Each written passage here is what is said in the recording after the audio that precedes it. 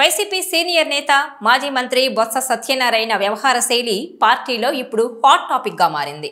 ఆయన పార్టీలో ఉంటారా వెళ్లిపోతారా అన్న చర్చ జరుగుతోంది. గత కొంతకాలంగా పార్టీ విషయంలో బొత్స పెద్దగా ఆసక్తి చూపించడం లేదనే ప్రచారం జరుగుతోంది.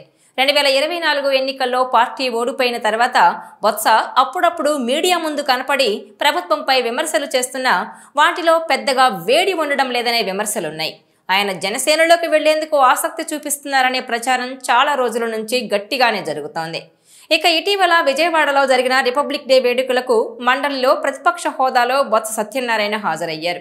గడిచిన 10 ఏళ్లలో ఇలా ఎవ్వరూ పాల్గొనలేదు. కేబినెట్ హోదా కలిగిన ఆయనకు మంత్రులతో పాటు సీటు కేటాయించారు.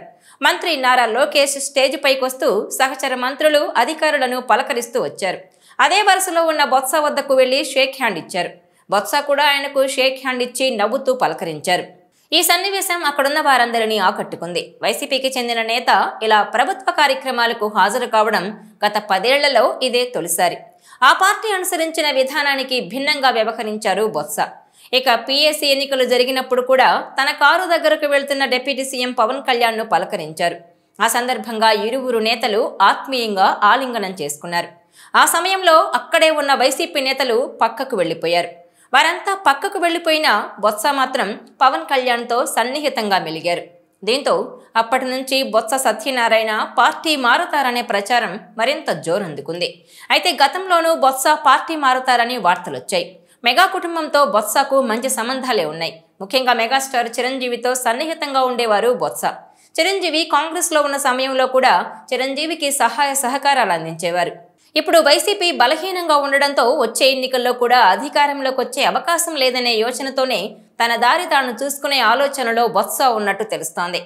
ఇక బొత్స జనసేనలోకి వస్తే పార్టీ మరింత బలోపేతమవుతుందనే భావనలో పవన్ కళ్యాణ్ ఉన్నట్టుగా తెలుస్తోంది. అలాగే బొత్స కనుక జనసేనలోకి వస్తే విజయనగరంతో పాటుగా ఉమ్మడి విశాఖ జిల్లాలో కూడా తమకు కలిసొస్తుందనే అభిప్రాయాన్ని వ్యక్తం చేస్తున్నారు ఆ పార్టీ నేతలు.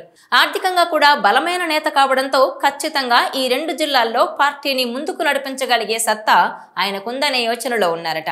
అటు టీడీపీ నేతలతో కూడా బొత్సకు పెద్దగా దూరం ఏమీ లేదు. దీంతో పార్టీ మారేందుకు బొత్స ఆసక్తికరంగా ఉన్నట్టుగా వార్తలొస్తున్నాయి. తాజాగా విజయసాయిరెడ్డి రాజకీయాలకు గుడ్ బై చెప్పడంతో ఇక బొత్స కూడా వైసీపీ నుంచి బయటకొచ్చే అవకాశం ఉందని భావిస్తున్నారు.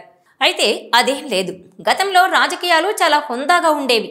విధానాల పరంగా ఒకరినొకరు విమర్శించుకున్నా ఏదైనా కార్యక్రమంలో కలిస్తే మాట్లాడుకునేవారని అంటున్నారు.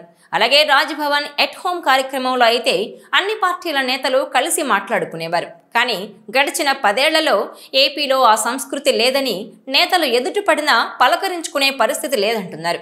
అయితే ఇప్పుడు బొత్స మళ్లీ పూర్వ సంప్రదాయాలను పాటిస్తున్నారని అంటున్నారు. ఇదిలా ఉంటే పార్టీ విధానాలకు భిన్నంగా బొత్స వ్యవహరించడం వెనుక ఏం జరుగుతోంది? జనసేన వైపు వెళ్లే ఆలోచన ఏమైనా ఉందా అంటూ బొత్స వ్యవహార శైలిని జాగ్రత్తగా గమనిస్తోందట వైసీపీ హైకమాండ్. పార్టీలో నంబర్ 2గా పేరుపడ్డ విజయసాయిరెడ్డి బాటలోనే బొత్స కూడా నడుస్తారా అన్నది జగన్ కూడా టెన్షన్ పడుతున్నట్టు సమాచారం. ఈ నేపథ్యంలోనే బొత్స కదలికలపై ఫ్యాన్ పార్టీలో భారీగా చర్చ అయితే మొదలైపోయినట్టు తెలుస్తోంది. వచ్చే ఎన్నికల నాటికి ఇప్పటి నుంచే బొత్స రూట్ క్లియర్ చేసుకుంటున్నారా? హైకమాండ్ ఆలోచనలకు దూరంగా ఉంటున్నారా?